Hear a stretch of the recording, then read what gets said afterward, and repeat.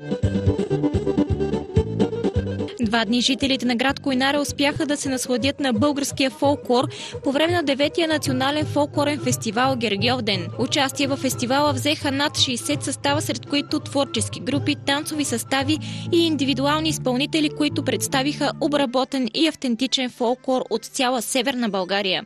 Организатор на фестивала бе Народно читалище Христо Ботев, 1889 година, град Койнаре.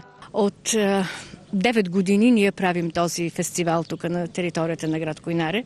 В началото беше само местен, само на град Койнаре, след това стана общински и от 2 години е национален, влезъл вече в националния календар на Министерството на културата.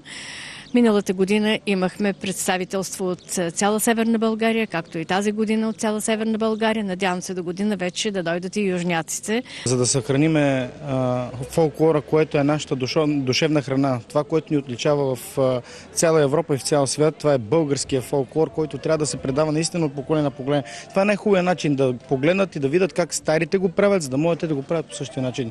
По друг начин няма как да се предаде. За председател на журито на 9-я национален фолклорен фестивал Гергьовден бе поканена водещата на предаването от българско по българско по телевизия СКАТ Галя Асенова.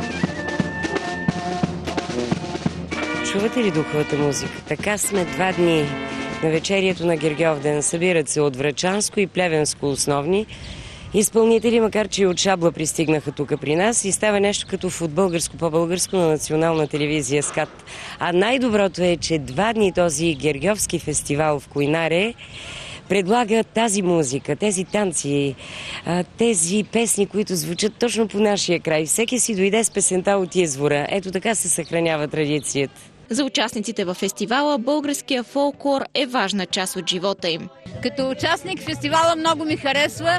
Тук виждаме народното творчество, песните, танците и всичко, което трябва да се съхранява в нашата родна страна. Обичаме българските народни танци и песни. Искам да ги приканя всички млади, най-вече младите.